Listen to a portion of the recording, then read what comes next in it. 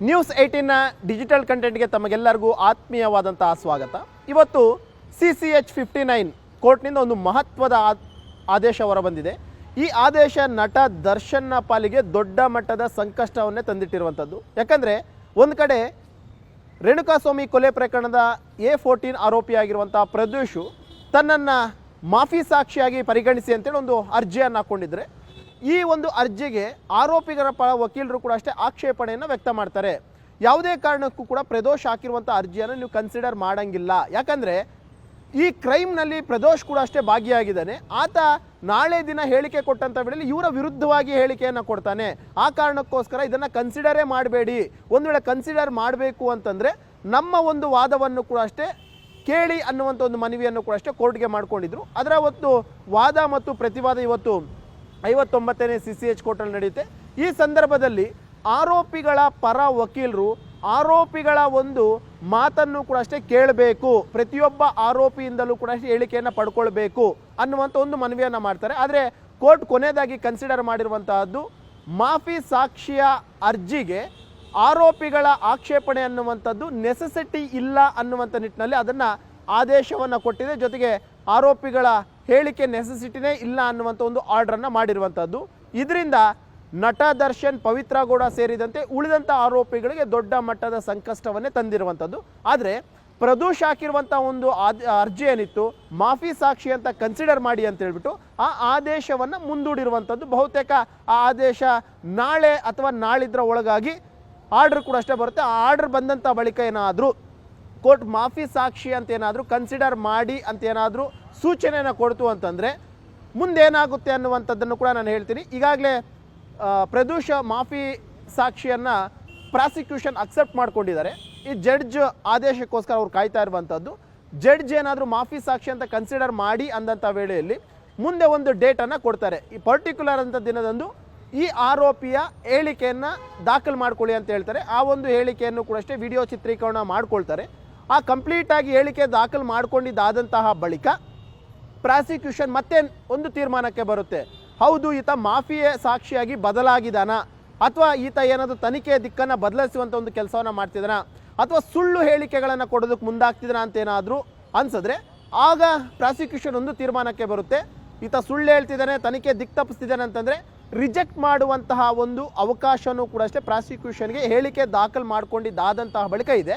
ಒಂದು ವೇಳೆ ಏನಾದರೂ ಪ್ರದೋಷ್ ಹೇಳ್ತಾ ಇರುವಂಥದ್ದು ಎಲ್ಲವೂ ಕೂಡ ನಿಜ, ನಮ್ಮ ತನಿಖೆ ವೇಳೆಯಲ್ಲಿ ಏನೆಲ್ಲ ಸಾಕ್ಷ್ಯಾಧಾರಗಳು ಸಿಕ್ಕಿತೋ ಆ ಸಾಕ್ಷ್ಯಗಳಿಗೆ ತಕ್ಕಂತೆ ಆತ ಹೇಳಿಕೆಯನ್ನು ಕೊಡ್ತಾ ಇದ್ದಾನೆ, ಈ ಸಾಕ್ಷಿಯನ್ನು ನಾವು ಕನ್ಸಿಡರ್ ಮಾಡಬಹುದು, ಇದನ್ನು ಪ್ರಮುಖ ಸಾಕ್ಷಿ ಅಂತಲೂ ಕೂಡ ಈ ಒಂದು ಪ್ರಕರಣದಲ್ಲಿ ನಾವು ತರಬಹುದು ಅಂತ ಏನಾದರೂ ಪ್ರಾಸಿಕ್ಯೂಷನ್ಗೆ ಅನಿಸ್ತು ಅಂತಂದರೆ ಆ ಸಾಕ್ಷಿಯನ್ನು ಕನ್ಸಿಡರ್ ಮಾಡ್ತಾರೆ, ಮಾಫಿ ಸಾಕ್ಷಿ ಅಂತೇಳಿ ಅವರು ಆತನ ಹೇಳಿಕೆಯನ್ನು ತಗೊಳ್ತಾರೆ.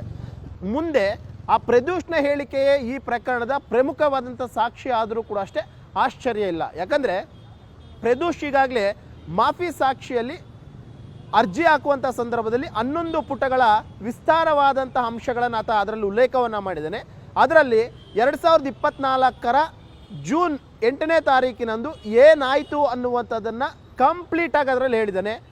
ಜೂನ್ 8ನೇ ತಾರೀಕಿನಂದು ಮಧ್ಯಾಹ್ನದ ವೇಳೆಗೆ ದರ್ಶನ್ನ ಮನೆ ಹೋಗ್ತಾರೆ. 2:15ಗೆ ದರ್ಶನ್ನ ಕರ್ಕೊಂಡು ಸ್ಟೋನಿ ಬ್ರೂಕ್ಸ್ ರೆಸ್ಟೋರೆಂಟ್ಗೆ ಹೋಗ್ತಾರೆ. 3:15 ಟೈಮ್ನಲ್ಲಿ ಪವನ್ ಆ ರೆಸ್ಟೋರೆಂಟ್ಗೆ ಬರ್ತಾನೆ. ದರ್ಶನ್ಗೆ ವಿಡಿಯೋನ ತೋರಿಸ್ಬಿಟ್ಟು ಮೊಬೈಲ್ನಲ್ಲಿ ಏನೋ ವಿಚಾರವನ್ನು ಮಾತಾಡ್ತಾನೆ. ಎಗೈನ್ ದರ್ಶನ್ನು, ನಾನು, ವಿನಯ್ ಎಲ್ಲರೂ ಕೂಡ ಅಷ್ಟೇ ಆ ಸ್ಕಾರ್ಪಿಯೋ ವೆಹಿಕಲಲ್ಲಿ ಪವಿತ್ರ ಗೌಡ ಮನೆಗೆ ಹೋಗ್ತೀವಿ. ಪವಿತ್ರ ಗೌಡನ ಕರ್ಕೊಂಡು ಸಂಜೆ 4:15 ವೇಳೆಗೆ ಪಟ್ಟಣಗೆರೆ ಶೆಡ್ಗೆ ಬರ್ತೀವಿ.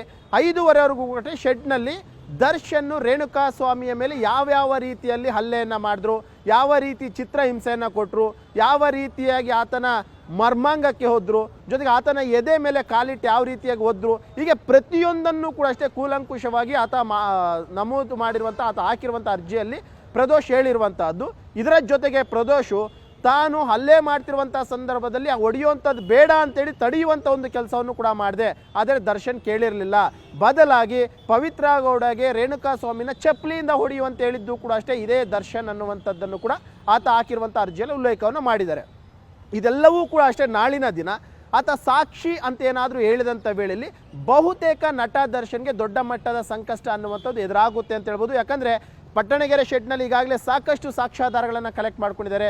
ಬ್ಲಡ್ ಸ್ಯಾಂಪಲ್ಸ್ ಆಗಿರ್ಬೋದು, ಅಲ್ಲಿ ರೇಣುಕಾ ಸ್ವಾಮಿಯ ಒಂದಷ್ಟು ಕೂದಲು ಸ್ಯಾಂಪಲ್ಸ್ ಆಗಿರ್ಬೋದು, ಅಥವಾ ನಟ ದರ್ಶನ್ ಅಲ್ಲಿ ಹೋಗಿದ್ರು ಅನ್ನುವಂಥದ್ರ ಬಗ್ಗೆ ಅವರ ಮನೆಯಲ್ಲಿ ದರ್ಶನ ಶೂನ ಸೀಸ್ ಮಾಡ್ತಾರೆ. ಆ ಶೂನಲ್ಲಿರುವಂಥ ಮಣ್ಣಾಗಿರ್ಬೋದು, ಪವಿತ್ರ ಗೌಡ ಚಪ್ಪಲಿಯಲ್ಲಿದ್ದಂಥ ಮಣ್ಣಾಗಿರ್ಬೋದು, ಇದೆಲ್ಲವನ್ನೂ ಕೂಡ ಈಗಾಗಲೇ ಪೊಲೀಸರು ಸೀಸ್ ಮಾಡ್ಕೊಂಡಿದ್ದಾರೆ, ಎವಿಡೆನ್ಸ್ ಆಗಿ ಕನ್ವರ್ಟ್ ಮಾಡ್ಕೊಂಡಿದ್ದಾರೆ. ಆ ಒಂದು ಎವಿಡೆನ್ಸ್ಗೆ ಪೂರಕ ಎಂಬಂತೆ ಪ್ರದೋಷ್ ಏನಾದರೂ ಹೇಳಿಕೆ ಕೊಟ್ಟಂತಹ ವೇಳೆಯಲ್ಲಿ ದೊಡ್ಡ ಮಟ್ಟದ ಸಂಕಷ್ಟ ಆಗುತ್ತೆ.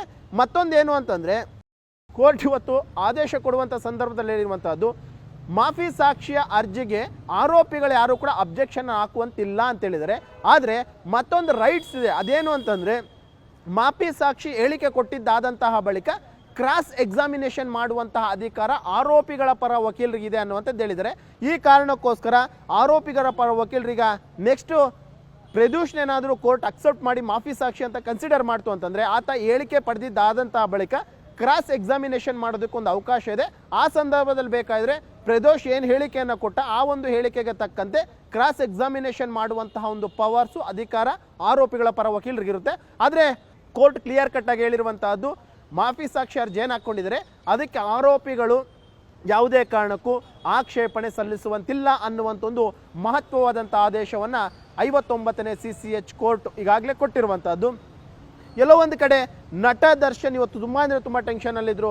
ಕೋರ್ಟ್ಗೆ ಹಾಜರಾಗುವಂಥ ಸಂದರ್ಭದಲ್ಲೂ ಕೂಡ ಅಷ್ಟೇ ವಿಡಿಯೋ ಕಾನ್ಫರೆನ್ಸಲ್ಲಿ ಅವರು ತುಂಬ ಚಿಂತೆಗೀಡಾಗಿದ್ದರು. ಆರೋಪಿಗಳೆಲ್ಲರೂ ಕೂಡ ಮುಂದೆ ಕೂತ್ಕೊಂಡಿದ್ರೆ, ದರ್ಶನ್ ಮಾತ್ರ ಹಿಂದೆ ಕೂತ್ಕೊಂಡು ಏನೋ ಒಂದು ರೀತಿ ಯೋಚನೆ ಮಾಡುವಂಥ ಸ್ಥಿತಿಯಲ್ಲಿದ್ದರು. ಅಂದರೆ ನಟ ದರ್ಶನ್ಗೆ ಪ್ರದೋಷ್ ಹಾಕಿರುವಂಥ ಮಾಫಿ ಸಾಕ್ಷಿ ಅರ್ಜಿ ಎಷ್ಟರ ಮಟ್ಟಿಗೆ ತಲೆ ಕೆಡಿಸಿದೆ ಅಂತಂದರೆ, ಜೊತೆಗೆ ಇವತ್ತು ಕೋರ್ಟ್ ಕೊಟ್ಟಂಥ ಒಂದು ಆದೇಶ ಆಗಿರ್ಬೋದು, ನೆಕ್ಸ್ಟ್ ನಾಳೆದು ಕೊಡುವಂಥ ಒಂದು ಆದೇಶ ಆಗಿರ್ಬೋದು, ಇದು ನಟ ದರ್ಶನ್ನ ಪಾಲಿಗೆ ದೊಡ್ಡ ಮಟ್ಟದ ಸಂಕಷ್ಟವನ್ನು ತಂದೊಡ್ಡುತ್ತೆ ಅನ್ನೋಂಥದ್ರಲ್ಲಿ ಎರಡು ಮಾತಿಲ್ಲ. ನಿರ್ಭೀತ, ನಿಷ್ಪಕ್ಷಪಾತ, ವಿಶ್ವಾಸಾರ್ಹ ಸುದ್ದಿಗಳಿಗೆ ಮತ್ತೊಂದು ಹೆಸರಾಗಿರುವ ನ್ಯೂಸ್ 18 ಕನ್ನಡ ಈಗ ಆಪ್ನಲ್ಲೂ ಲಭ್ಯವಿದೆ. ದಯವಿಟ್ಟು ಇಲ್ಲಿರುವ QR ಕೋಡ್ ಅನ್ನು ಸ್ಕ್ಯಾನ್ ಮಾಡಿಕೊಂಡು ಆಪ್ ಡೌನ್ಲೋಡ್ ಮಾಡೋದಕ್ಕೆ ಮರಿಬೇಡಿ. ನಿಮ್ಮ ಬೆಂಬಲ ಹೀಗೆ ಸದಾ ನಮ್ಮೊಂದಿಗಿರಲಿ. ಧನ್ಯವಾದ.